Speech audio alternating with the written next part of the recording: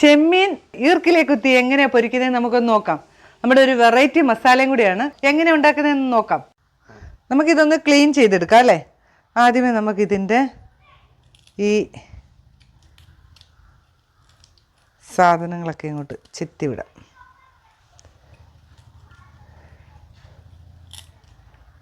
ഇനി അതിൻ്റെ കൊമ്പൊക്കെ അങ്ങോട്ട് ഊട്ടിക്കാം.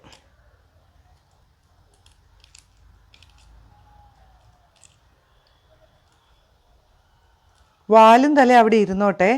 നടുക്കത്തേത് ആ തൊണ്ട് നമുക്ക് പൊളിക്കാം. പക്ഷെ വാലിൻ്റെയും തലയുടെയും അവിടെ ഇരിക്കട്ടെ കേട്ടോ.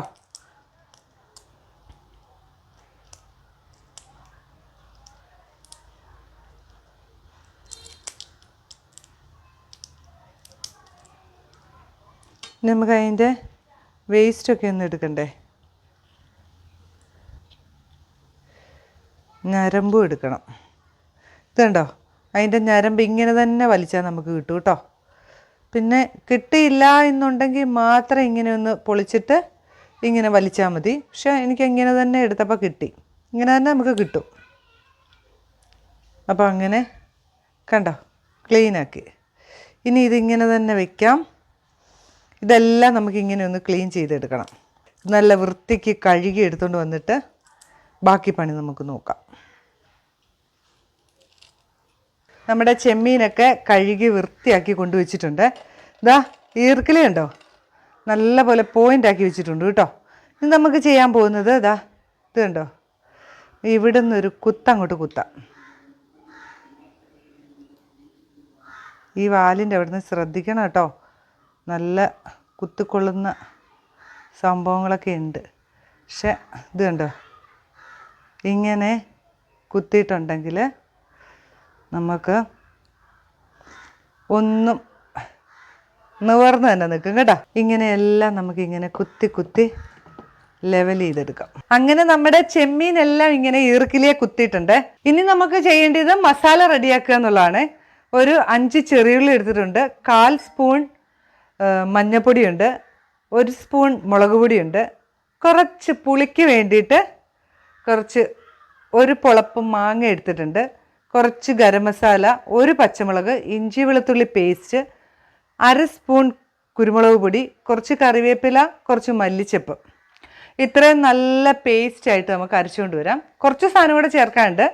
അപ്പം അത് നമുക്ക് ഇത് അരച്ചു കൊണ്ടുവന്നിട്ട് പറയാം. എരിവ് നിങ്ങളുടെ പാകത്തിന് ഇടുക കേട്ടോ. മക്കൾക്ക് കൊടുക്കേണ്ടി വരുമ്പോൾ എരിവ് നമ്മൾ നോക്കിയിട്ടിടുക. ഇവിടെ പിന്നെ എരിവ് ഇച്ചിരി വലിയ പിള്ളേരല്ലേ.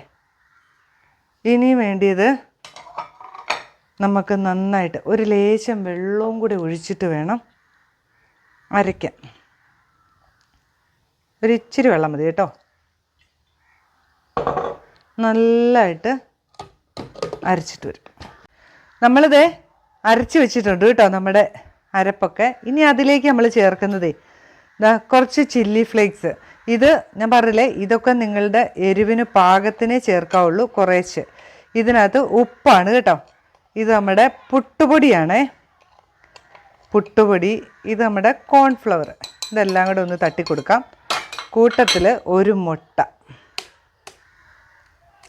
ഈ മാവിൻ്റെ കോട്ടിങ്ങൊക്കെ, നമ്മുടെ ഈ മസാലയുടെ കോട്ടിങ്ങൊക്കെ പോവാതിരിക്കാനാണ് കേട്ടോ. മീനേന്ന് നന്നായിട്ട് മിക്സ് ചെയ്യണം.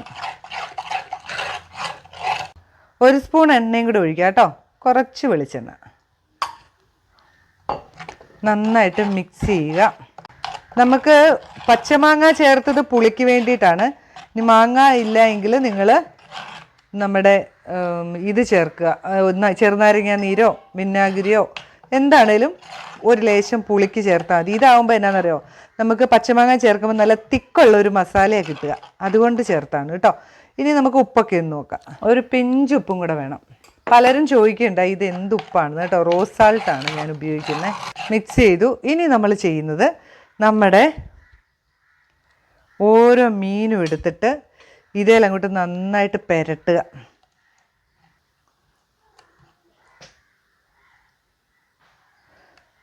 മാറ്റി വയ്ക്കാം. ഒരു അരമണിക്കൂർ ഇരുന്നോട്ടെ. നമുക്കേ പുരട്ടി ഒരു അരമണിക്കൂർ ഒന്നുകിൽ പുറത്ത് വയ്ക്കുക, അല്ലെ ഫ്രിഡ്ജിലോട്ടൊന്ന് വെച്ചാൽ വേഗം സെറ്റാവും. ഒന്ന് വെച്ചിട്ട് എന്നാൽ എല്ലാം ഒന്ന് പിടിക്കും, മസാലയൊക്കെ പിടിക്കുമല്ലോ. ചെമ്മീനൊക്കെ റെഡി ആയിട്ട് സെറ്റായിട്ടുണ്ട്. ഒരു 15 മിനിറ്റ് കഴിഞ്ഞു കേട്ടോ. നമ്മൾ സ്റ്റൗവൊക്കെ ഒന്ന് കത്തിച്ച് ഇനി ഇതൊന്ന് വറുത്തെടുക്കാം. ചട്ടി ചൂടായപ്പം വറക്കാനുള്ള എണ്ണ ഒഴിച്ചു കൊടുത്തേ. ഒരുപാട് വേണ്ട കേട്ടോ. അതുപോലെ തന്നെ നിങ്ങൾക്ക് വിരുന്നുകാരൊക്കെ ഗസ്റ്റൊക്കെ വരുന്നുണ്ടെങ്കിൽ ഇതൊക്കെ തലേ ദിവസമേ കിട്ടുമെങ്കിൽ ഇങ്ങനെയൊക്കെ ഒന്ന് ആക്കി ഫ്രിഡ്ജിൽ വെച്ചാലും നല്ല പോലെ മസാലയൊക്കെ പിടിച്ച് അവിടെ ഇരിക്കും. അപ്പോൾ നമുക്ക് അവർ വരുന്ന സമയമാകുമ്പം ഒരു സ്പെഷ്യലൊക്കെ അങ്ങ് കൊടുക്കാം. നമ്മുടെ എണ്ണ ചൂടായിട്ടുണ്ടേ. ശരി, കറിവേപ്പില ഇട്ട് കൊടുക്കാം. ഇനി നമുക്കേ മീൻ ഓരോന്നായിട്ട് പെറുക്കി അങ്ങ് വയ്ക്കാം.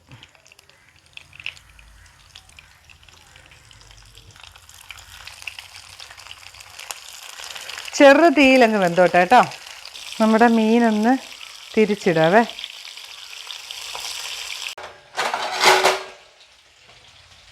നമ്മുടെ മീനൊക്കെ അങ്ങോട്ട് കോരിയെടുക്കാം കേട്ടോ. 2 സൈഡും ആയിട്ടുണ്ട്.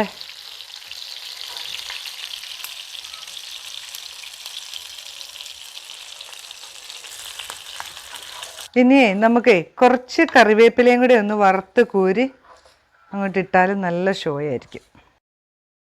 അങ്ങനെ നമ്മുടെ ചെമ്മീൻ ഈർക്കിലിയെ കുത്തി പൊരിച്ചത് റെഡി ആയിട്ടുണ്ട്. എല്ലാവരും ഉണ്ടാക്കി നോക്കുക കേട്ടോ. എന്നിട്ട് അഭിപ്രായങ്ങളൊക്കെ ഒന്ന് പറയണേ. അതുപോലെ തന്നെ പുതിയൊരു വീഡിയോ ആയിട്ട് ഞാൻ വരാം. അതിനു മുമ്പേ നമുക്കൊന്ന് ടേസ്റ്റ് ചെയ്ത് നോക്കണ്ടേ.